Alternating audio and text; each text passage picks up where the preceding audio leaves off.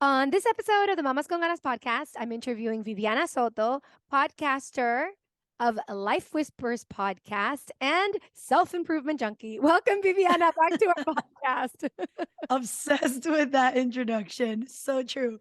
Thank you so much for having me. It's a privilege. Thank you so much. It's so cool. Well, Mamacita, we did this same mirror episode in Spanish. So if you love the messages and the talk that we're going to have today, and you want to share it with somebody that doesn't speak English, make sure to share them to share the episode 189, which is a Spanish version of this same talk with your friends and family. And we had different people already reach back and tell me that they loved our conversation last time. So, but before we go into the topic, the self improvement topic of the day, Viviana, let us know where you come from and where you are. Yes. Bueno, first of all, I'm going to give a shout out to Valentina because the fact that she does these episodes in two languages is admirable. So, everyone that's listening that speaks English, you guys are so lucky to have a host that will accommodate all episodes in English or try at least. Oh, Um, you're amazing. So my name is Viviana Soto and I'm from San Juan, Puerto Rico. Currently live in Dorado, which is a little beach town in the north part of the island. And I'm a podcaster too. I do this kind of as a passion project. But we have a lot of things in common, Valentina and I. Our oh podcasts yeah. are pretty similar, that we love sharing personal development, just ways that we can all be better, one interview at a time or one resource at a time. So that's a little bit about me. Yes, no, it's super cool because when I came across Viviana's podcast, the Life Whispers, I was like, oh my gosh, it's another Latina that loves to share these really cool stories. And I'm a self-improvement junkie myself. That was like, she described herself as that in the Spanish episode. So I'm like, I'm gonna add that to her description because Loved it. yes. And we were saying that like it's really cool when you actually start in your journey of self-development because I think our lives change, and when we are faced with difficult situations, we never look at those like difficult situations in the same manner, right? Than we used to before stepping into self-improvement. Yeah, 100%. And podcasting in general, I feel like I talked about this recently to someone that, when you are doing a podcast, you need to come up with stories and you need to inspire people in different ways. So when you go through an adversity, a challenge, or a difficult situation, the first thing that you come up with is, I need to talk about this. I want to share this with people. So you just look at it from like a different light. It's like a lot more optimistic, and I kind of encourage everyone to do the same. I feel like, life is about sharing stories and being inspired by stories. So whenever we're going through something shitty, Yeah. look at it as something inspiring that you can, share with others. Yeah, and that we can grow from. Absolutely. And it's interesting how this podcast episode like theme came about because Viviana and I had been wanting to do a collaboration for like it's been a long time. It's been a long time. This is a long time coming. And it's very interesting the way it sort of occurred. Because so Viviana has another thing in common with me, and I shared because when she started sharing it on social media, I was like, oh my gosh, I thought I was the only person with this problem, the only person that had this issue. And I'm going to let you talk a little bit about the subject and what you're going through right now. But when she was talking to me about it, I started DMing her like, girl, I've been there, done that. Like, I know exactly what you're going through, how frustrating it can be. And like, I gave her some tips on things that have helped me like through my journey and in what we're going to talk about. Tell them a little bit about your experience right now, what we were discussing, and yeah, and what's happening. Yeah, for sure. So I felt the exact same way. And that's the power of social media. Social media definitely has a lot of, you know, things that aren't that good for us or can, add a little bit more of a toxicity to our lives, but it definitely has an incredible power to connect people and connect their stories and their journeys. I have had a hoarse voice for as far as I can remember. And as I've been challenged, like facing this challenge of, losing my voice more often than I used to when I was a kid, I've learned that it's kind of like a genetic thing. My dad has a super raspy voice. My uncle, you can barely understand him. And so, I didn't think this was something that I was born with until I've been doing the work and looking back and seeing people in my family. But since I was a little kid, I've always loved being an entertainer, being the center of attention, being super loud. I'm a very extrovert. Um, I love sharing with people and screaming and just having that impact. And unfortunately, my voice suffers 100% kind of when I channel this personality, right? And so when I was around 12 years old, my doctor told me, well, Valentina and I talked about this in the previous episode. So if you ever go to the ENT, which hopefully you don't, but if you have, they put this long stick. I don't know what it's called, but it's like a kind of a flexible like Yeah, it's stick. like a Is that the scope. word? Like a scope, yeah, and it's super skinny and, like, thin, and they just put it up your nose. It goes all the way down to your throat, and they check your vocal cords and how everything's looking in your neck, and they always told me, "By the time you're 23, you're gonna lose your voice." Obviously, at that moment, I remember the day they told me, and I always remember the age because it marked me. But obviously, I was a kid. My priorities were so different than what they are now. And I ignored it. And they told me to go to speech therapy, but speech therapy is super boring. And it's hard when you're doing speech therapy to think that that's actually doing something for you because they'll make you do like weird sounds or weird breathings. And you're like, I don't know how this is going to help me. So I ended up quitting therapy. I think I tried it once or twice after the first time I did it. And fast forward, I'm currently 31. I'll be 32 in 2 weeks. And my voice is has gotten a lot worse. And so back then they only did like that whatever it's called stick situation. um but they told me, like, they never really knew what the problem was.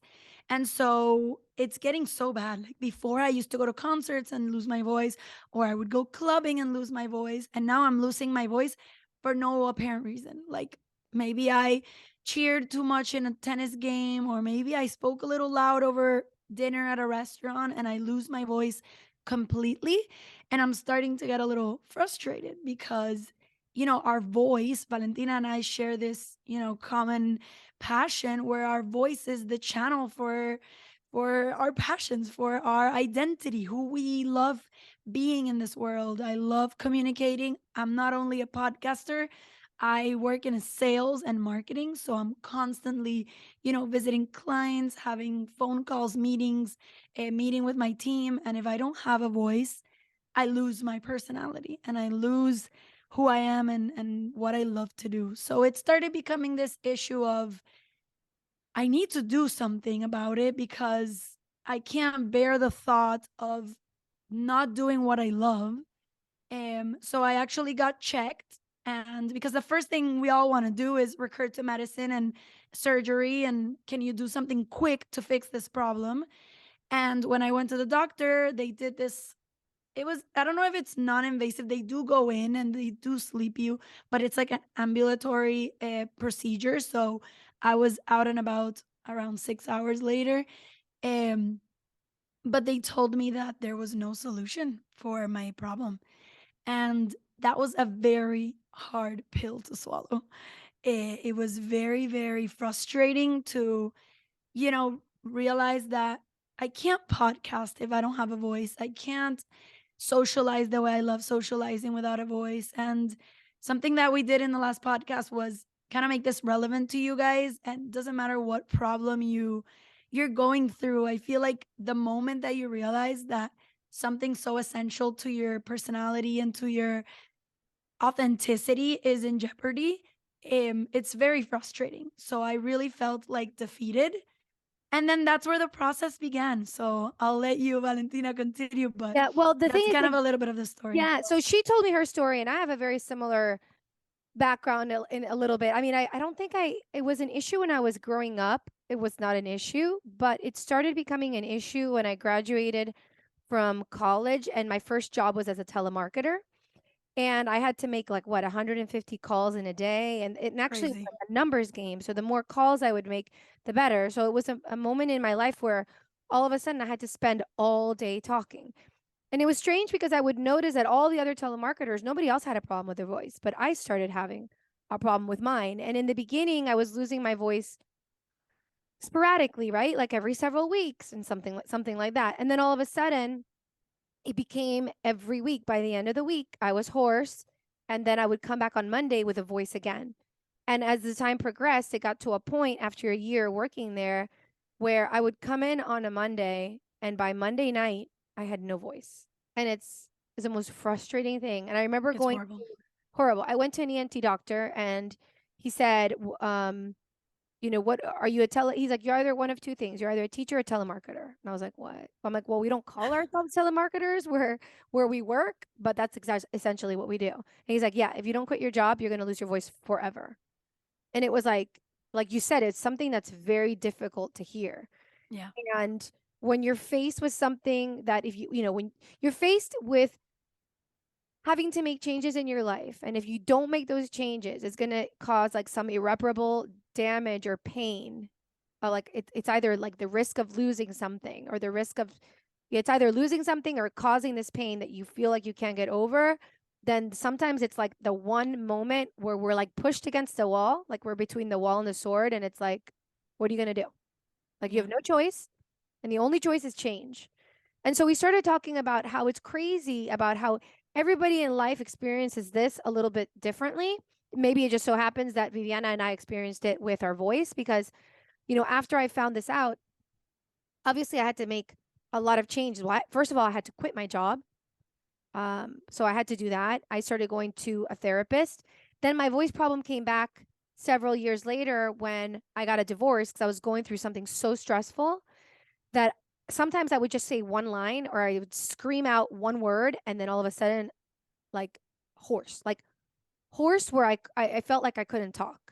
Or I would go out one night, like you say, I would go out clubbing one night and the next day, like no voice. And then people start commenting, oh, well, wow, estás muy ronca, like you're very hoarse. And, I don't you know if it happens to you whenever I call or like call centers or whatever. They're like, I feel better. I hope you get better soon. And I'm like, absolutely perfect.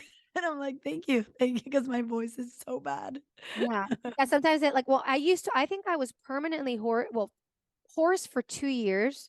Like during my entire divorce, I was hoarse. And then now I'll go through episodes where all of a sudden I'll know that my voice will go into a lot of misuse because then I'll start getting like my voice will become very raspy again. I have sort of a raspiness to it, but when I Mhm. go back into like my old habits, it'll like literally creep back in, right? So it's like something that I've kind of come to terms that it's something that I tengo que cuidar de por vida. O sea, it's something that I have to take care of for the rest of my life. And if I Yeah. don't implement certain, let's say certain habits that give my voice respect, then I could also potentially lose my voice. So now I'm like, I just make it like a priority. Okay, I have to, I've realized there are certain things that I cannot do, whether I want to or not. And that's hard, right? That's what we were Yeah. talking about in the Spanish episode that when we're sort of forced to make a change. And this could happen like, listen, like we want you guys, like Viviana said, to sort of think about something in your life where you might be facing that's very unpleasant and you realize, shit, if I keep on going in this manner, it's going to take me down a road where I'm really going to be regretful in the future. And it's interesting because after we did the episode in Spanish, I was thinking about another thing that happened to me last year where, you get blood work when you go to the doctor or whatever. Everything has always come out perfect, normal, whatever. Last year, for the first time ever, the doctor sat me down and said, you have high cholesterol. And of course, I like freaked out because I'm like, wait a minute, I eat healthy. Like, I thought I was eating healthy. Like, I'm not overweight. Like, what's going on? I mean, and my dad, has high cholesterol too. So it does run in the family, sort of like how you said that, the hoarseness also Mhm. runs in your family. But it was like, for me, it was unacceptable. Like, I Yeah. heard that you have high cholesterol, and I was like, and I started making changes immediately. Like, y por supuesto, then my mom would come and say, es porque te gustan los croissants en la mañana, like, Of course. you like to eat your croissants in the morning. I started eliminating, like, because my philosophy with food has always been like more of a French philosophy, meaning like everything in moderation. I don't like these extreme diets. I like to exercise because I like to eat nice foods, right? So when I just have to eliminate completely something. For me, it's like I don't like it. It Oh, doesn't kind of fit my part of my literally French, including the croissants. yes, exactly. But I had to eliminate my beautiful croissants for a while.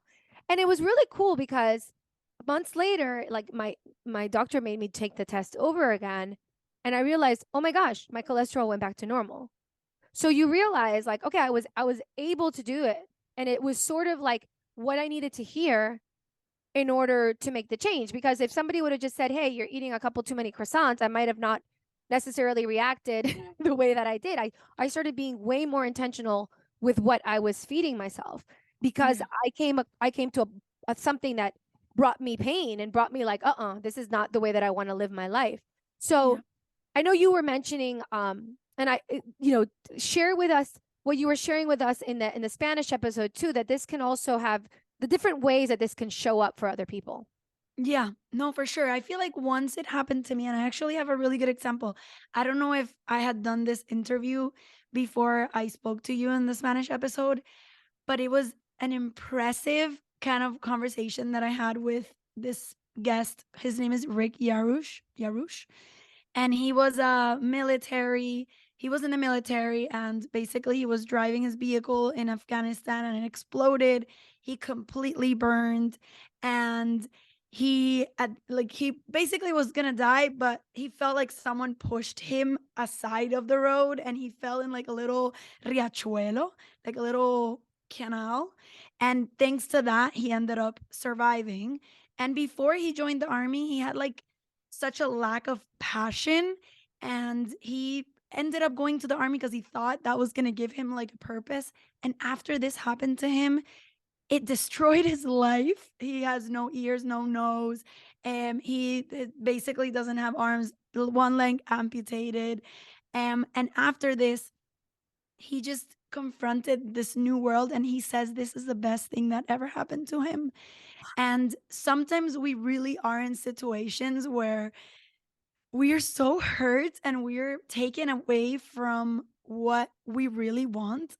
And sometimes we do what you did with your cholesterol or what Rick did with his story. But most of the times we just find excuses. We assume a victim mentality because it's what's comfortable. So Oh, in the last time, absolutely. and that story, like as soon as I have it, Valentina, I'm going to share with you so you can share it with your people, because such an impactful episode, and it just reminds you of we don't need to get to points where life literally changes dramatically to make changes, right? And obviously his story was completely different. It had nothing to do with it. It was just an accident. But I have a friend and she loves to play tennis, and she's in a tennis league, and she plays really well, like extremely well, but she's gained so much weight. And so she didn't mind. She played, gained weight, played, gained weight. She's gotten to a point where she's getting so many issues in her body, whether it's her elbows, her shoulders, her knees, fascitis plantar. Like she has so many different issues. And it's getting to a point where it's taking a toll on her, and she can no longer play the way she wanted to. Or the same thing happens with people that, like, you have credit cards, right? And well, I have a $20,000 credit limit. I have so much space to continue purchasing. I'm not worried.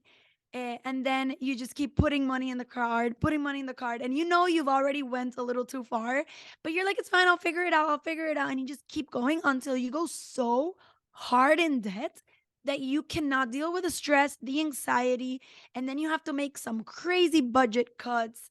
And this, like, we wanted to create all these examples to let you know, because for of course the voice is an issue for us because we connect with the passion of communicating.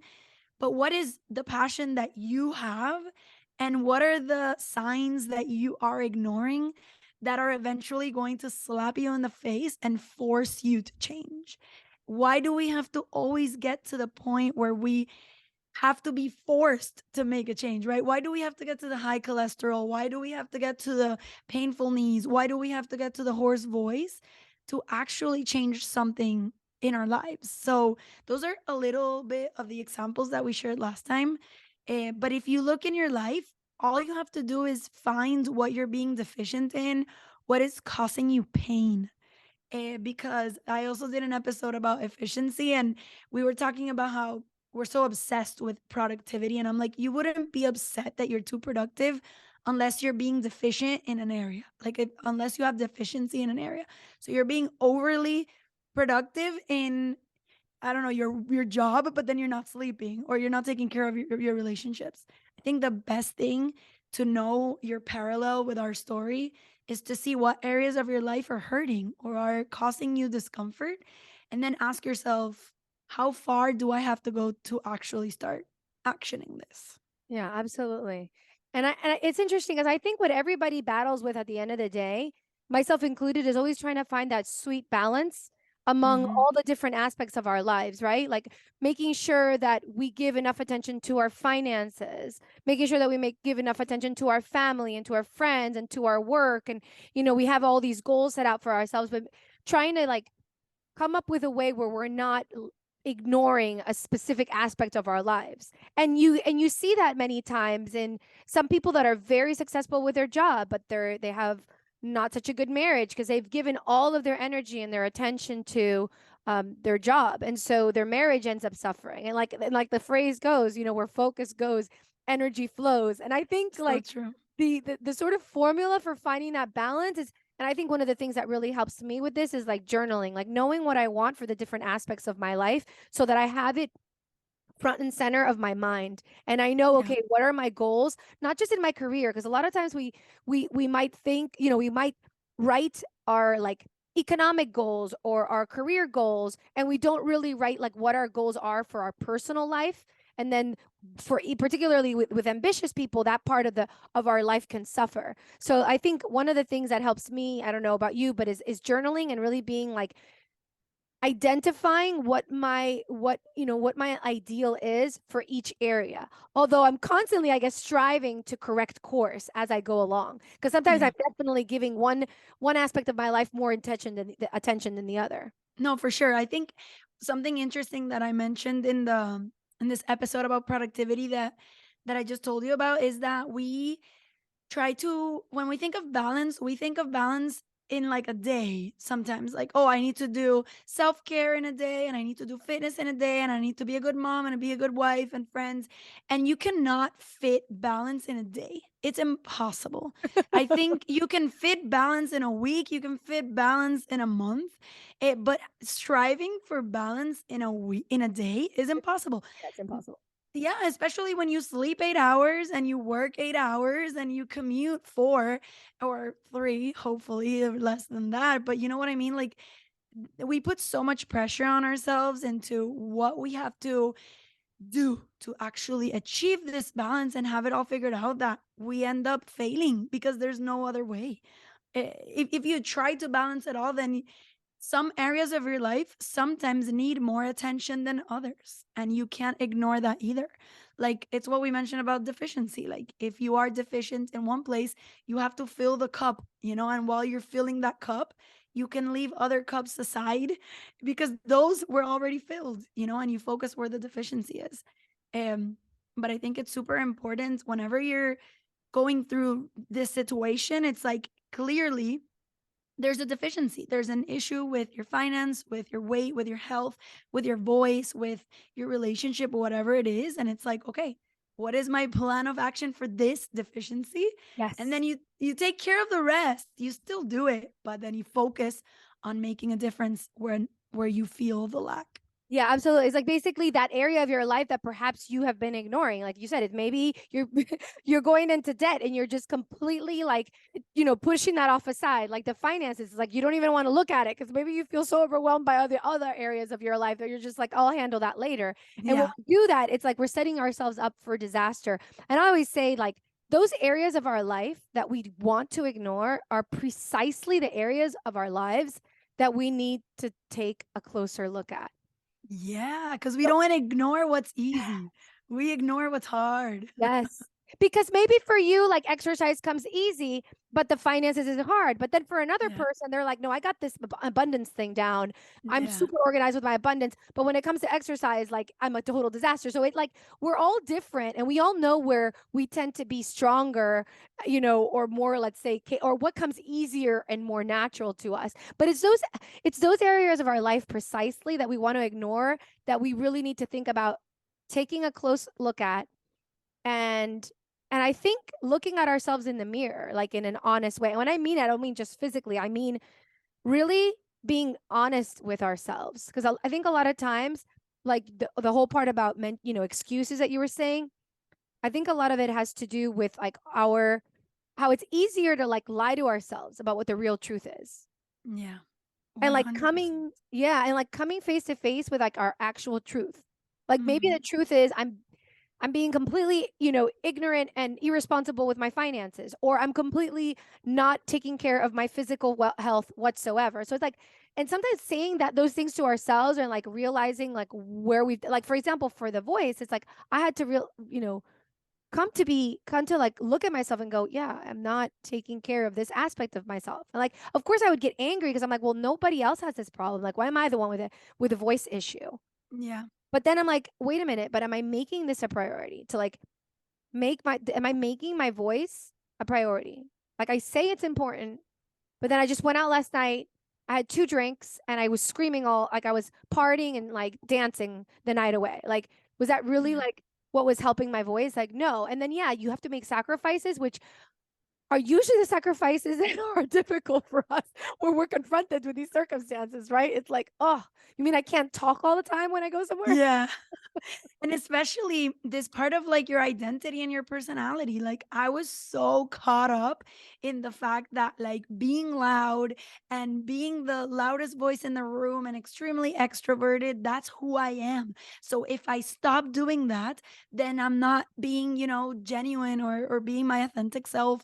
And that's why you get depressed, because like disconnecting from your identity and who you've been for your entire life is super hard. If you've never saved $1 in your life, you bet your ass that it's going to be hard, because that's not who you are.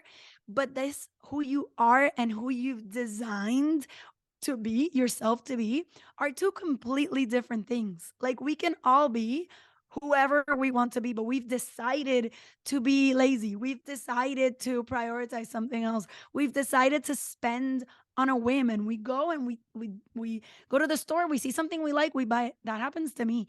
I haven't built the habit of saying no to food, to buying things, and we're creatures of habit. Everything we are today is completely a result of the habits that we've created since we were super young.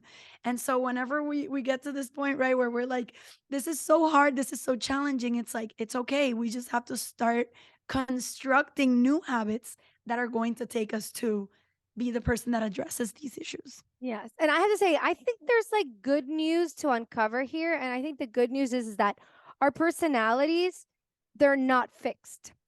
And, I guess this is one of the messages also here, because like Viviana said, like sometimes when you have the self-image of yourself in a certain way, and you've created that self-image of being the extrovert, and then you're not who you are unless you're this. If that's the self-image you've created for yourself, as human beings, we want to be congruent with the words that we're saying and the actions, and that following our I am. So if you say to yourself, well, I'm like I'm a I don't let's say I'm a party animal, and then if your words and your actions are not aligned with who you say you are, there's like this discomfort inside, because you're feeling like, well, wait a minute, who am I? And that not knowing who you are causes a lot of just discomfort inside. So the good news is with all of this is that we're actually like our personalities are totally malleable. There's actually a really good book by Ben Hardy. I'm going to put the link on the show notes here. But I love it because I had never heard of the concept like that our personalities aren't fixed. Mhm.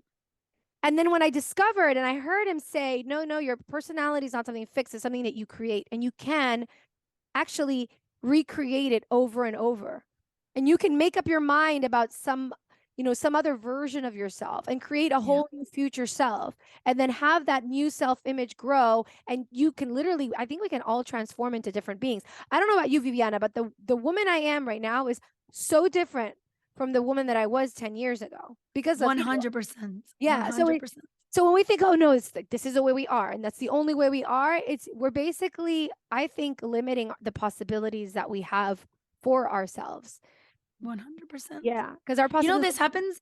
this happens a lot also on that weight loss journey where you eventually end up like finding self-love with your current situation. That happened to me during my entire life. I was trying to lose weight, and eventually you do find self-love and you look at yourself in the mirror, you like what you see, but at what point are you giving up? Porque what I would say was, pues yo siempre he sido gordita. Like I've always been chubby, you know? So this is me. This is who I am.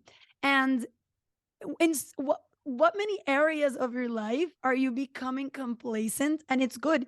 We are encouraging self-love in whatever shape or form, or area of your life that you want to accept who you are today. But at what point are you creating your identity based off of, a discouragement that you've tried so hard and you can't be that person, because of difficulties or because of X, Y, or Z of how you've been this person for so long, and it's very sad how we give up on ourselves so often, and we blame our identity and we blame our personality. So when you Absolutely. when you talked about this, personality not being fixed, I was like, wow, if we realize that we can tomorrow become a new version of ourselves and change who we are, we could so easily do it. Yeah. I want to read the book really bad. Yes, that's really, it's really good. Like for me, it was like, wow, you mean I can totally invent something completely new for myself. And I'm going to add something else because, with transformation, obviously, like the whole journey of transformation is it's simple, but it's not easy, right? Like we know the steps we need to take in order to make the transformation happen. I don't think, with the whole cholesterol thing, I knew the changes I had to make. It's just actually implementing them. Is it easy? Well, it depends on like what we're saying to ourselves also. If we're telling ourselves, okay, well, it has got to be done, it's going to be done, you can do it. It's going to be a lot easier than if we're telling ourselves, oh, this is impossible. No, that's too hard. Well, I can't possibly change the way I eat. Like the way we talk to ourselves is so important because it will either make the journey easier for us or it'll make it harder. And Mhm. it's interesting how when we step into changing and into like making the decision to change, right? We know what we need to change. We know the steps that need to be taken, and then we actually decide to do it. Because I feel like everything is a decision, and we know within ourselves when we're making a true decision. You know those moments when you're like, aquí está, decidido, it's decided. I'm doing this, and you go for it, and nothing can stop you. And then there's other moments where you're like, yeah, I think I want to, but no, and then you're kind of, it's like that wishy-washy decision that doesn't do anything. But when we actually like tell ourselves, no, no, this is not possible. I'm going to make a change for myself. It's going to happen. And then we actually step into that, I say, mature aspect of ourselves, right? Because now we're really focused on where we want to go, which I think is magic when we actually are laser focused on where we want to go. Then afterwards, we can look back after the transformation and go, wow, there were so many lessons to be learned from this difficult experience. Like, I can say that one of the biggest things that I got from this was, maybe I wasn't listening enough. Maybe I was always wanting to talk, talk, talk, talk, talk. And maybe what God was trying to teach me was listen more, talk less, listen more. Like, you want to be, 100%. you I know what can I'm saying? totally relate to that. Yeah. Like, you want to be wise? Shut up a little more, And it's like, Literal. y duele, porque uno dice, como que el ego, the ego comes in and you're like, oh, because we never want to admit that we might have not been as good of listeners, but then you're forced to listen. And then maybe you realize that you're having deeper conversations than you've ever had before. I mean, you were telling us on the tell them about you going to that wedding in Yes. where you went, but you came out with some really interesting Sí, como takeaways, takeaways. como Yeah. it I definitely had, like, a moment. I think, as I mentioned a few times already, like, my personality in a wedding was always like the first one to go to the dance floor, the one to scream and shout all the songs. And like in this wedding that I went to recently, I tried to be more aware because I'm having this problem with my voice. I was like, I need to start making a change. So, how can I do both? And so I was kind of like exploring whether my identity was truly affected by me making changes. So, I was on the dance floor and everyone was yelling, and I caught myself yelling. And then I was like, wait, I don't need to yell. Like, how about you lip sync? And so I started like lip singing, and like everybody was singing with me, even though like their voice was obviously coming out and mine wasn't. No one could tell. I felt super weird at the beginning because look, imagine looking at someone like, but nothing's coming out. It feels really weird. And I thought people were gonna like notice, but they didn't notice at all. So I realized I could still emanate this energy and this authentic part of me that loves to dance and like express myself without having to, go through that pain process that's going to affect me, in the future. And at the same time, before I used to always want to have like the conversations in the dance floor next to the speakers. And what I did was whenever I wanted to have a conversation, I would kind of bring people aside and I would like have a glass of water, and have a conversation because I'm trying not to like drink as well. So I would just put like a lemon or a lime in the water and like, trick myself into believing that I was having a drink. And I ended up having, very meaningful conversations and connections with people that I had met that weekend or that I had bumped into after years of not seeing them. And I came back from that wedding and I was like, wow. Like at the end of the day, all you have to do is find these little tweaks. Because we talked about this in the episode as well that, we obviously want to channel the person we want to become in the future. And we want to, every decision we make, we want to connect it to the future version of us. And Valentina, you talked a little bit about that. So I'll give you the space to say it. But I also think there's like beauty in like the really, really short term goals of recognizing that what you do today is going to make what you do tomorrow easier and what you do the next day easier because it's all habit. So whenever you're like, oh, I have to make all these decisions and I want to lose 25 pounds or I want to, pay off $50,000 in debt, it's like, let me just do one teeny tiny thing today and then we'll see if tomorrow it's easier. It might not. So maybe the day after tomorrow. But just focusing on those little fixes that you can do, even if you're not super consistent at the beginning, because I don't think I've been super consistent, but I've been more consistent than I used to be. So obviously, you get really ambitious when you're trying to solve a problem and you're like, I'm going to never sing again. Yeah, of course you will. So it's like maybe one day a week you shut up. Or maybe, and you keep adding and adding and eventually you'll create those new habits that will create your new identity that you might fall more in love with in the future. Yeah, and I want to say something here also regarding like not giving up, because I think a lot of times, and I think you said as well that when you've had an issue, you know, let's say like the weight issue, like somebody who's had problems with their weight, and you've tried to solve it in all these different ways, and you get to the point, sometimes people are like, oh, well, I just give up. But I think like we have to persist, like particularly with those things that are like even like they're important to us, and that those things that are like the most difficult is where we need to even step closer and take a Mhm. look at and like literally be kind to ourselves. I think that's a part of self-love.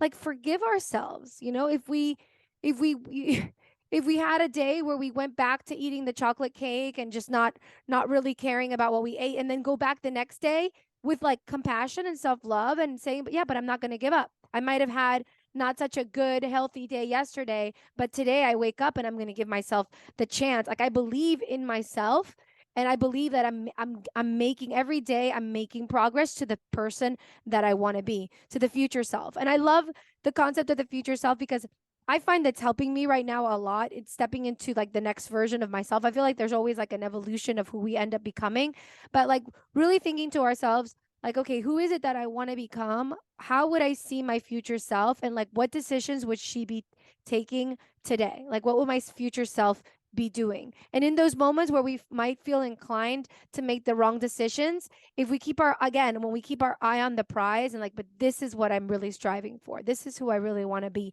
And even if we might not be feeling so disciplined at the moment, or so let's say so controlled, and we're like wanting to step back into that antojo. How do you say that? A craving. Yes, yes. I was listening to the episode. I know I mentioned this in the Spanish episode, where there's two types of desires. There's like an inauthentic desire, which are cravings, and then there's that authentic desire. So, like for somebody who wants to be like, well, actually, I'll do it like in terms of like a personal thing, and then you could take it, mamacita, and think about it in your in whatever area you want to. But like in the moment where it's hard for me to sort of be quiet, and I might be at a party, I might want to scream, or I might want to like abuse my voice in a way that I know is not going to serve me. I might have that craving or that really quick desire, because maybe it gives me a rush, right? Like right to sing and to dance and to connect, and then but that's like the inauthentic desire. Then the authentic desire is really, I want to have a healthy voice.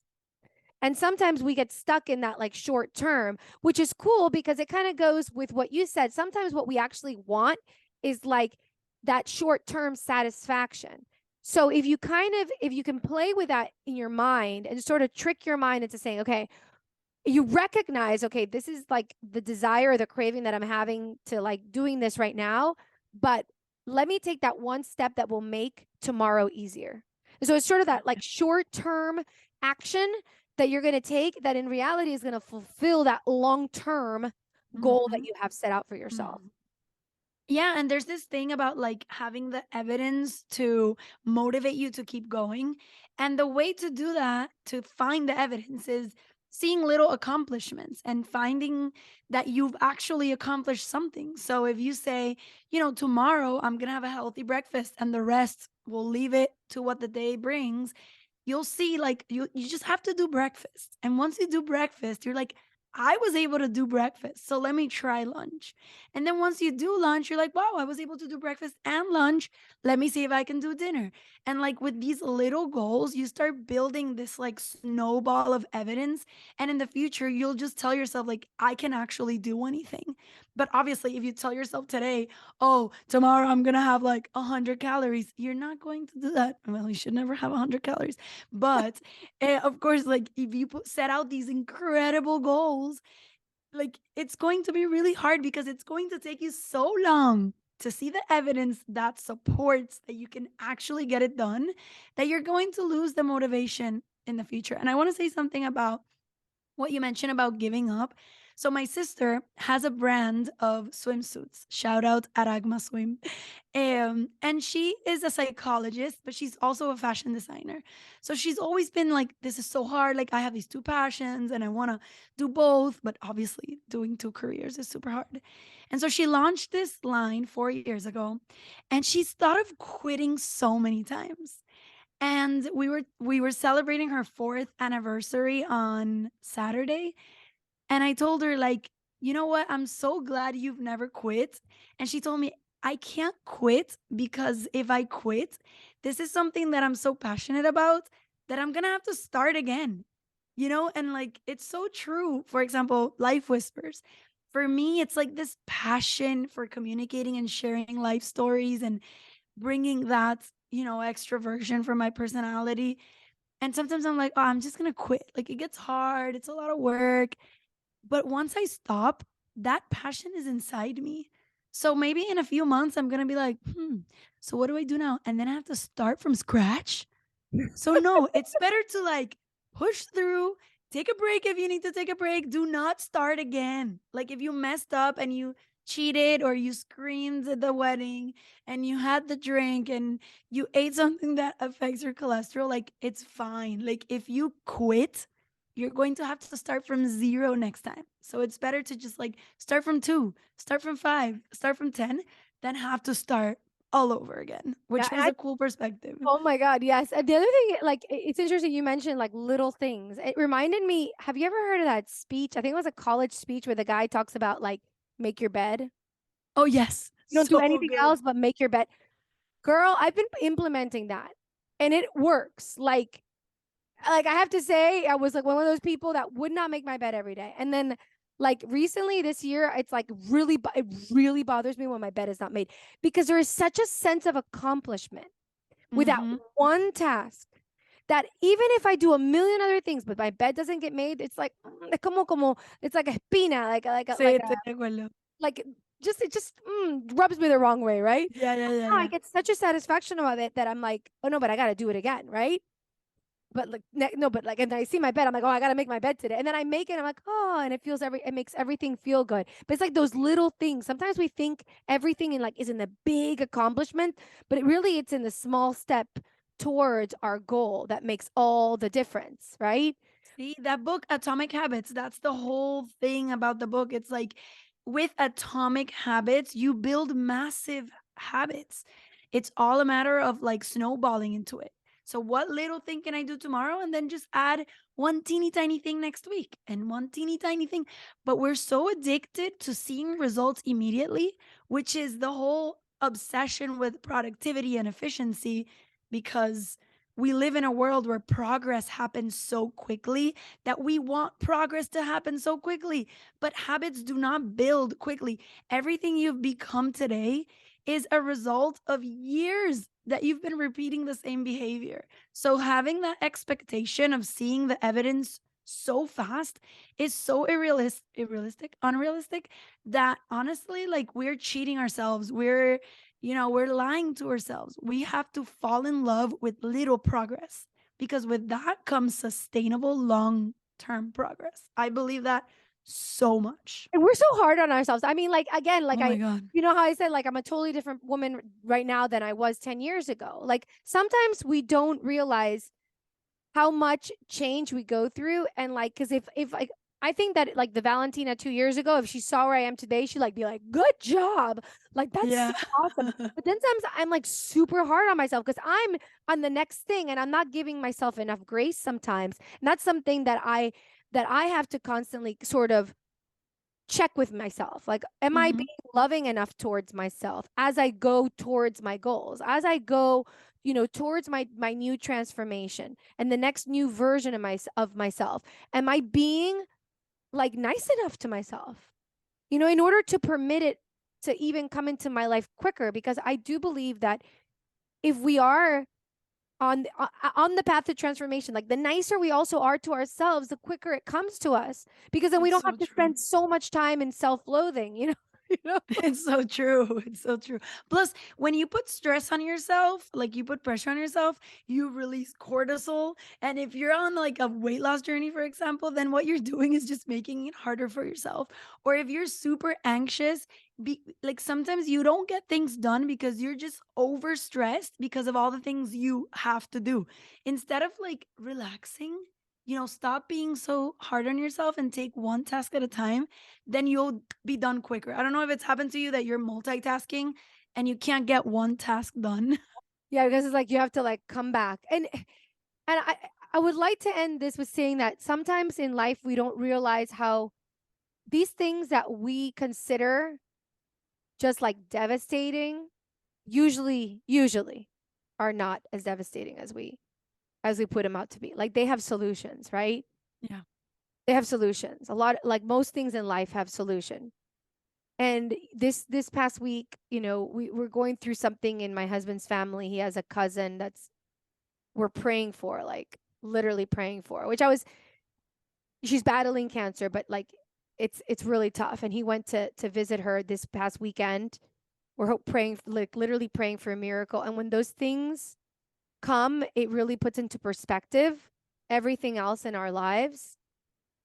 And personally, it's been like a push and like a reminder to really enjoy every single moment of like our lives, and even be grateful for all the things that we consider problems, because we're able to like navigate through them. It's like if those are going to be my problems, bienvenidos sean, Literal, like literal. I can solve them. I can push through, and I'm saying that because I feel like sometimes a lot of us, we're like we paint the end of the world with these things that really are not the end of the world.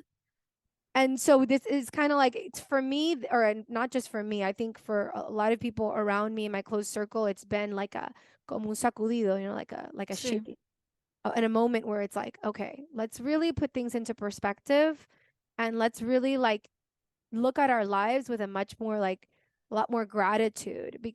And it sucks sometimes that we have to go through things that are really hard in order to really realize just how lucky we are just to be alive and to be, and to be able to face the challenges that we have. Yeah.